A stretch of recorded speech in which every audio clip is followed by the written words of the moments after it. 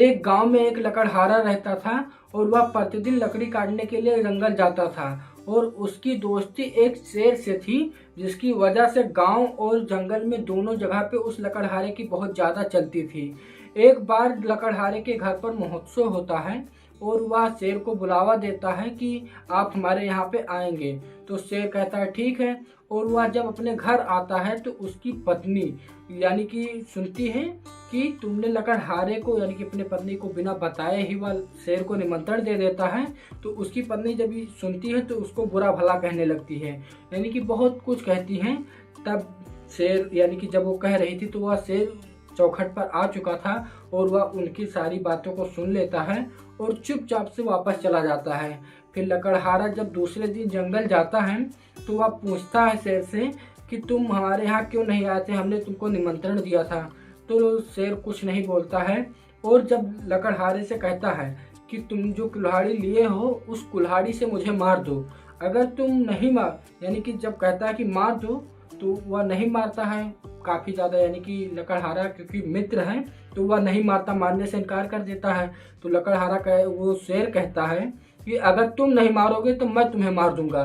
तो इस डर की वजह से लकड़हारा उसको कुल्हाड़ी मार देता है और घाव हो जाता है और लकड़हारा चला आता है, शेर भी चला जाता है।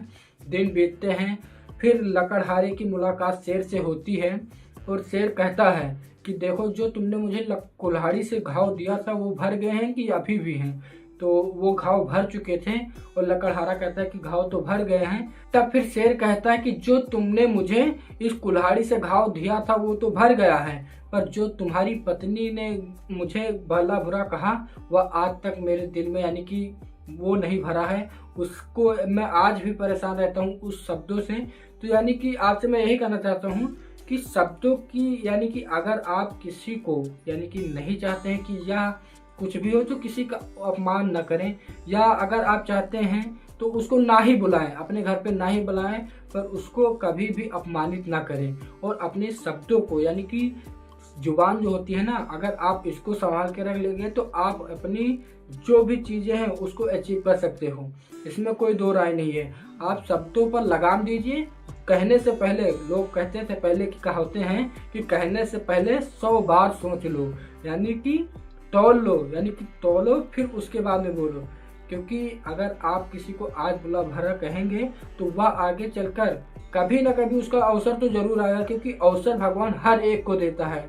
तो वह अवसर उसके पास जाए, इससे अच्छा है कि आप ऐसी गलती करें ही मत। आज की वीडियो में बस इतना ही, तब तक के लिए बाय बाय। वीडियो को लाइक कर दीजिए, चैनल को सब्सक्राइब कर दीजिए। धन्यवाद।